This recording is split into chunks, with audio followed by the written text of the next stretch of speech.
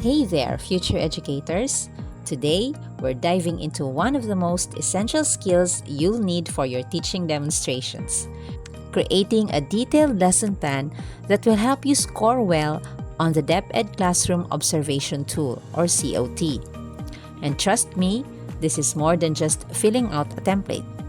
A well-crafted lesson plan shows supervisors and principals just how much thought you've put into your teaching. So let's break it down and make it easy.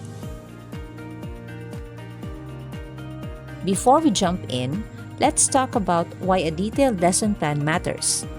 Think of it as your own roadmap. It ensures that your lessons flows smoothly, meeting learning objectives, and most importantly, demonstrates your ability to engage students effectively. Principals and supervisors use the COT to see how well you apply content knowledge, literacy and numeracy strategies, and higher order thinking skills, or HOTS. So, your lesson plan should clearly reflect these. We'll structure our lessons using the 4 A's: activity, analysis, abstraction, and application. This format keeps your lesson student-centered, engaging, and effective.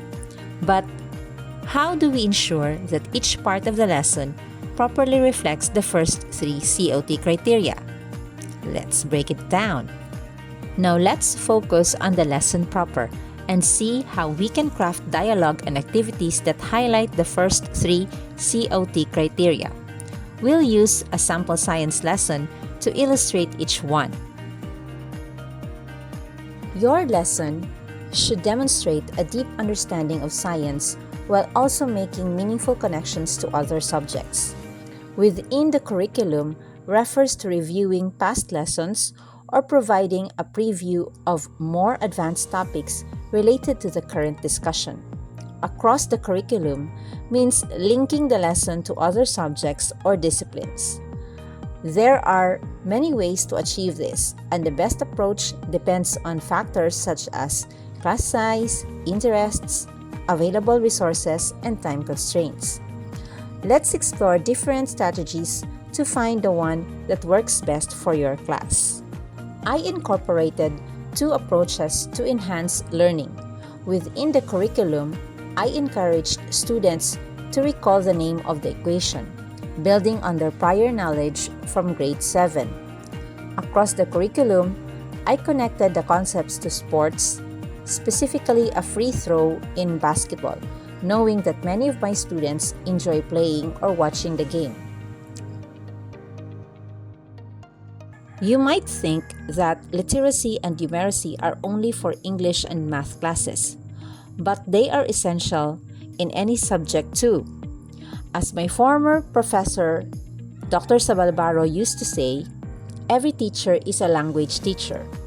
With DepEd's COT, this has evolved into every teacher is a language and mathematics teacher, no matter the subject. Our role is to help students build their vocabulary and strengthen their problem-solving skills. By using these strategies, we enable them to decode complex text and interpret data effectively. Now, let's explore different ways to integrate literacy and numeracy before deciding on the best approach. This lesson naturally integrates numeracy strategies through problem solving in both abstraction and application stages. To reinforce numeracy early on, I included simple calculations in the activity by having students determine their total points from free throws. Meanwhile, literacy skills were developed through vocabulary building, particularly when defining projectile motion and distinguishing between its horizontal and vertical components.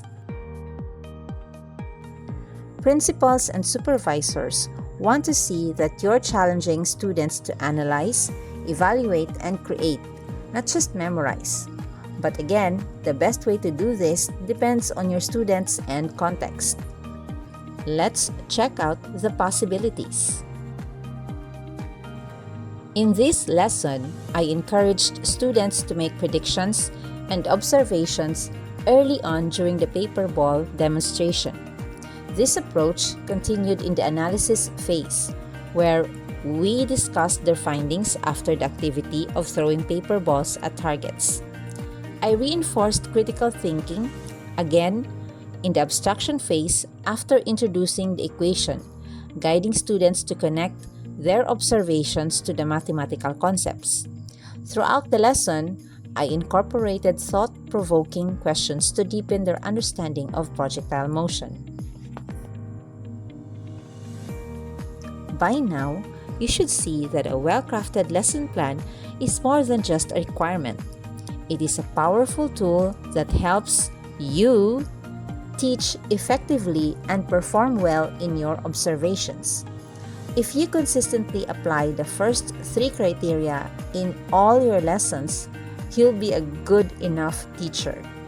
And with continuous practice, you'll be on your way to becoming a great one. Let's do a quick recap. Now, it's your turn. Create your own detailed lesson plan using the 4 A's, making sure to demonstrate these 3 COT criteria in the lesson proper.